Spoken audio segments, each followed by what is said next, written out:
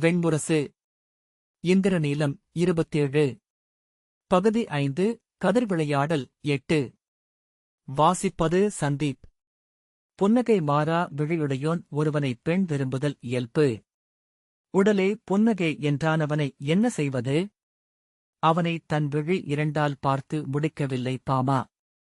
அவன் செம்மைசேர் சிறு பாதங்களை, வில் என இறுகிய கால்களை, ஒடுங்கிய இடையை, நீலக்கல்லில் நீரோட்டம் என விரிந்த மார்பில் பரவிய கௌஸ்துபத்தை, மீன்விழிச் சுடர்களை நக முனைகளெனக் கொண்ட கைவிரல்களை, மென்னரம்பு தெரியும் கழுத்தை, முலையுண்ட குழந்தை என குவிந்த உதடுகளை, நெய்ப்புகை படலமென படிந்த மென்மயிர் தாடியை, தேன் மாந்தி குவளை தாழ்த்தியபின் எஞ்சியது போன்ற இளமிசையை, நீள்மூக்கை, நடு நெற்றி விழிப்பூத்த குழலை மீண்டும் மீண்டும் என நோக்குவதே அவள் நாளென ஆயிற்று.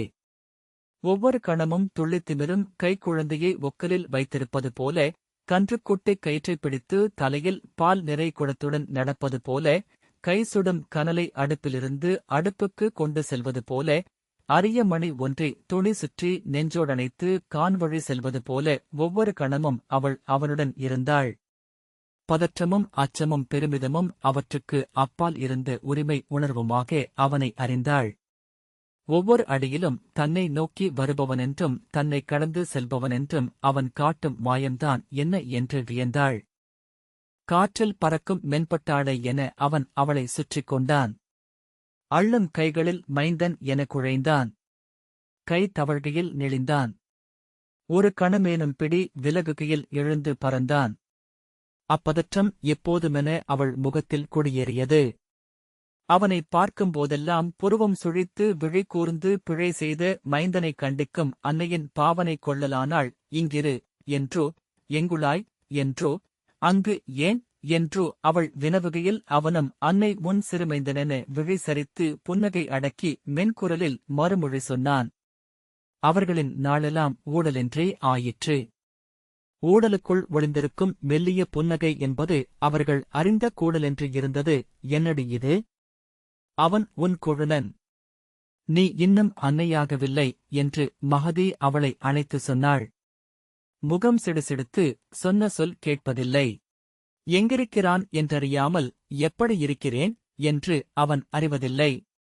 நானென்ன செய்வேன் என்றாள் பாமை. ஆண் என்பவன் காற்று. அவனைக் கட்டி வைக்க எண்ணும் பெண் காற்றின்மையையே உணர்வாள். வீசுகையிலேயே அது காற்றெனப்படுகிறது என்றாள் மகதி. நீ அறிந்த காற்றுகளேதும் அல்ல அவன். சிமுழுக்குள் அடங்கத் தெரிந்த புயல் என அவனை உணர்கிறேன் என்றாள் பாமா. நீ அவனை அடிமையாக்குகிறாயடி. ஆணை அடிமையாக்கும் பெண் அடிமையானதுமே அவனை வெறுக்கிறாள். நான் அவனை அணைகிறேன் என்றாள். இல்லை, நீ அவனை ஆள்கிறாய். சினம் கொண்டு சொன்ன சொல் கேட்காமல் விளையாடுபவனை என்னதான் செய்வது என்று பாமா கேட்டாள். மகதி சலிப்புடன் யானன்றறியேனடி. இதுவோ உங்கள் ஆடலென்றிருக்கக் கூடும். விண்ணாளும் தெய்வங்கள் மண்ணில் ஒவ்வொரு காதலனைக்கும் ஒருவகை ஆடலென்றமைத்து மகிழ்கிறார்கள் என்றறிந்துளேன். நீ கொண்ட பாவனை அன்னை என்று இருக்கலாகும் என்றாள். ஆயர்பாடியில் அவர்கள் புது இரவு நிகழ்ந்தது.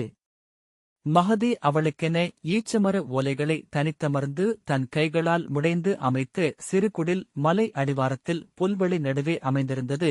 என்னடி இது புதுப்பழக்கம்? அன்னையர் இல்லத்தில் கரவறையில் மணிரவு கூடுவதன்றோ ஆயர் முறை என்று மாலினி கேட்டாள். அவர்கள் ஆயர்கள் அல்ல, மண்ணிலிருந்து விண் விளையாடச் செல்லும் கந்தர்வர்கள் என்றாள் மகதி.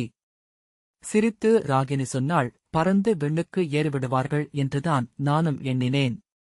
அவர்கள் இங்கிருக்கவே இல்லை அன்னையே. மாலினி தன்னந்தனிய இடம். இரவில் புலி வரும் வழி அது என்றாள். ராகினி அவனறியாத புலிக்கூட்டமா என்ன என்றாள். எனக்கொன்றும் புரியவில்லையடி. நீங்கள் ஒவ்வொருவரும் சொல்லும் அவன் அல்ல இவன் என்று எண்ணுகின்றேன். அறியா சிறுவனாக களியாடும் குழந்தையாக இங்கு நம் மன்று நின்றிருக்கிறான்.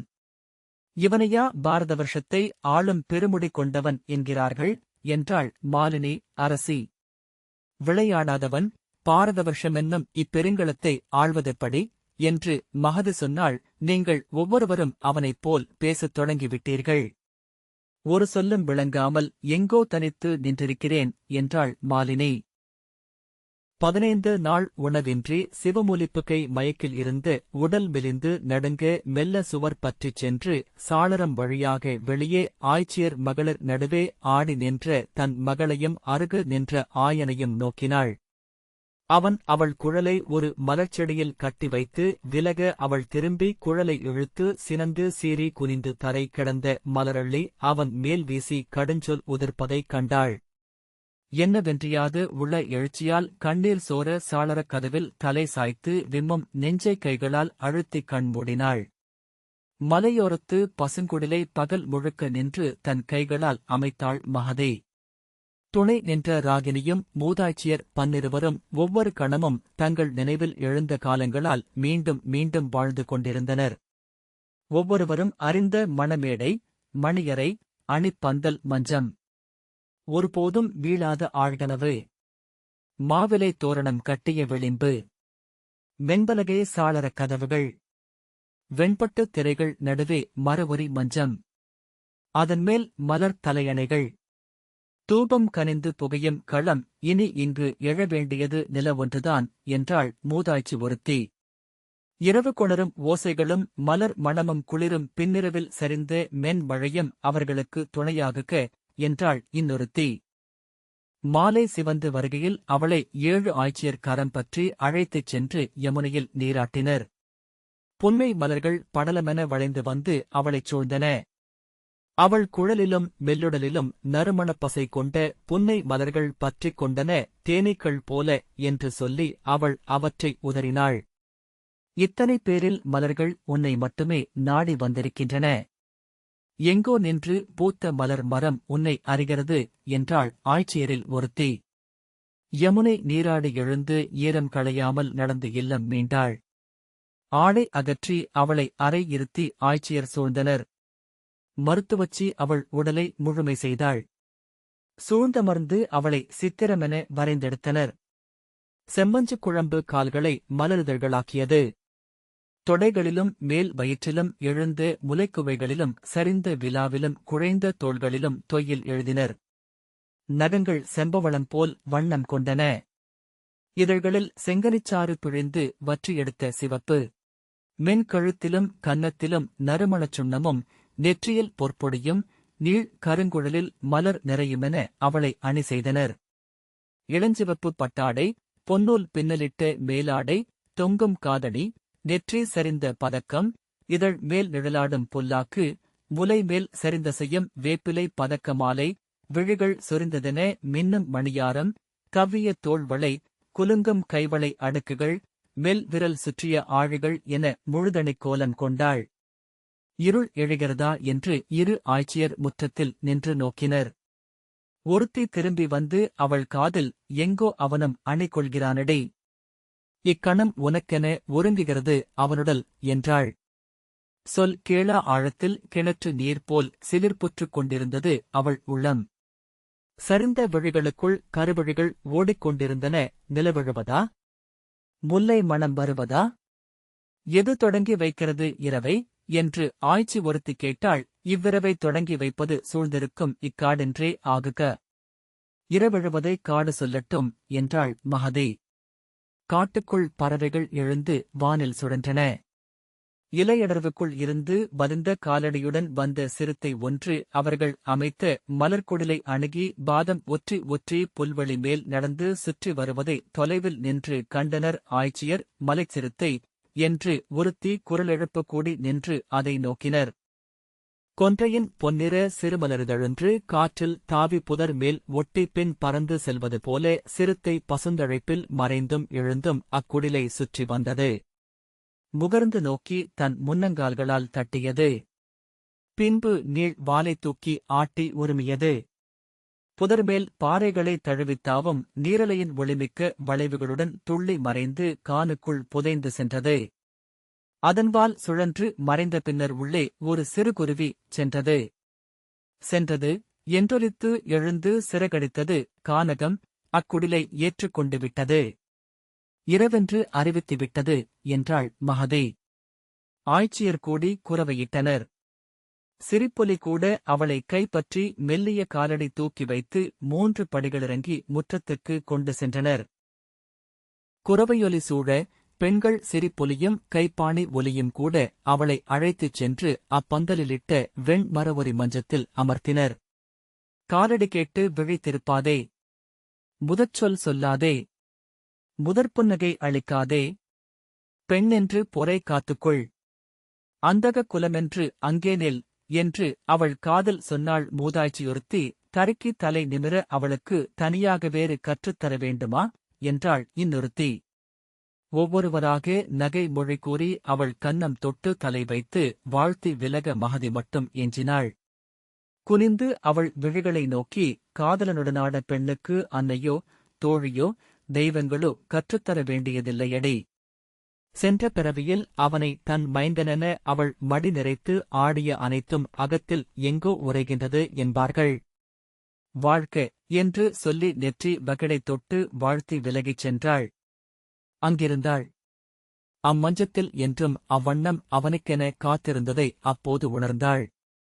களிப்பாவையை மடியிலிட்டு ஆடும் குழவிக்காலம் முதல் ஒவ்வொரு நாளும் அவ்வண்ணம் அவன் கால் ஒலி கேட்டு செவி கூர்ந்திருந்தாள் என்றறிந்தாள். அப்போது அவள் விழைந்ததெல்லாம் அத்தனிமையை முழுமையாக்கும் ஒன்றைத்தான். பருவுடல் கொண்டு பீலி சூடி பொற்பாதம் தூக்கி வரும் அவன் என்னும் அவ்வுடலே கூட அத்தனிமையை கலைத்துவிடுமோ என அஞ்சினாள். காற்றன ஒளியென காணும் அனைத்துமென தன்னைச் சூழ்ந்திருந்தவன் வெறுமொரு மானுடனாக வந்து தோள் பற்றுவது ஒரு வீழ்ச்சியென்றே உள்ளம் ஏங்கியது. இக்கணத்தில் உடலென அவனை அடைந்துவிட்டால் புவியென விண்ணென அவனை இழந்து விடுவோம் என்று நெஞ்சம் தவித்தது. இவனல்ல இவனல்ல என்று சொல்லிக் கொண்டது. இன்று இக்கணம் நான் இழப்பதை மீண்டும் ஒருபோதும் அடையப் போவதில்லை என்றறிந்தாள். எழுந்து விலகி இல்லம் திரும்பி தன்னறைக்குள் புகுந்து மீண்டுமொரு இளங்குழவியாக ஆகி கண்மூடி ஒடுங்கிக் கொள்ள வேண்டுமென்று விழைந்தாள். இருளில் காண்புகுந்து உடல் களைந்து வெறுமொரு காற்றலைப்பாகி புதர் தழுவிப் பறந்து அப்பால் குவிந்திருக்கும் குகையொன்றுக்குள் புகுந்து மறைந்துவிட வேண்டுமென்று விழைந்தாள்.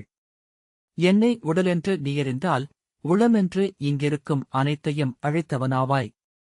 கள்வனே, இத்தருணம் நீ வாராதிருப்பதையே விழைந்தேன். உன் கை வந்து என் தோள் தொடுவதை வெறுக்கிறேன். உன் குவியும் இதழ் என் கன்னம் தொடுவதை, உன் மூச்சு என் இமை மேல் படுவதை, உன் சொல் வந்து என் செவி நிறைப்பதை வெறுக்கிறேன். கண்ணி என்றான பின் நானறிந்த கனவுகள் அனைத்தும் முடியும் கணம் இது என்றுணர்கிறேன். விலகு, விலகிச் செல். கண்ணனே, மாயனே, ஆயர்குலத்து நீலனே, கருணை செய். இத்தருணம் இங்கு வாராதொழுக என்று அவள் வேண்டிக் கொண்டாள். அவன் கால் வைத்து வரும் வழியை விழி நோக்கினாள். புல்வெளியின் வகிடை என அங்கு நீண்டு கிடந்தது அது. வான் இருள, விழி இருள, புல்வெளி நிழல் வடிவமாக மாற அது மட்டும் ஒரு வெண் தழும்பென தெரிந்தது. காட்டுக்குள் இருந்து முல்லை மணம் காற்றில் வந்து குடிலெங்கும் நிறைந்தது. கூடணைந்த பறவை ஒன்று தன் மகவுடன் கூவி எழுந்து காற்றில் சுழன்று மீண்டும் அமைந்தது.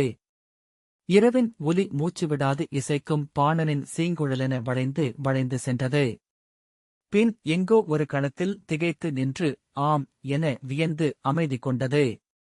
எனினும் இனி என மீண்டும் தொடங்கியது. இருண்ட வானில் ஒவ்வொரு விண்மீனையாக அள்ளி விரித்தபடி சென்றது கண் காணா கரம் ஒன்று. செவ்வாய் செஞ்சுடர் என எரிந்து அருகே இருந்தது. சனி மிக அப்பால் இளநீலத் தழலென எரிந்தது. விண்மீன்கள் ஒவ்வொன்றாய் பற்றிக்கொள்ள வான் எங்கும் எழுந்த பெருவிழவை அவள் கண்டாள். தென்றலில் இலை மணம் கலந்திருந்தது. இலை உமிழ்ந்து நீராகி மூச்சை நிறைத்தது. ஒவ்வொன்றும் இனிதென அமைந்த இவ்விரவு தனிமையாலன்றி எங்ஙனம் முழுதணையும். ஒவ்வொரு சொல்லும் உதிர்ந்து என்றும் பெருவிழைவால் விழைவில் கனிந்த இயக்கத்தால் அன்று எங்ஙனம் இதை மீட்ட முடியும். மாயனே, நீயறியாததல்ல உன் குழலறியாத தனிமையில்லை. இங்கு உன் இசையன்றி என்னை ஏதும் வந்து சூழ வேண்டியதில்லை. வாராதொழிக, என்னை வந்து தீண்டாதமைக. நீள்வழியில் அவன் கால் விழவில்லை என்பதை நோக்கி அங்கமர்ந்திருந்தாள். மெல்ல ஒரு மலர்தழ் உதிர்வது போல தன் தோள் தொட்ட கையை உணர்ந்தாள். பின் நின்று தன் கன்னம் வருடி இறங்கி கழுத்தில் அமைந்த மறு கையை அறிந்தாள். நிமிராது குனிந்து சிலிர்த்தமர்ந்திருந்தாள்.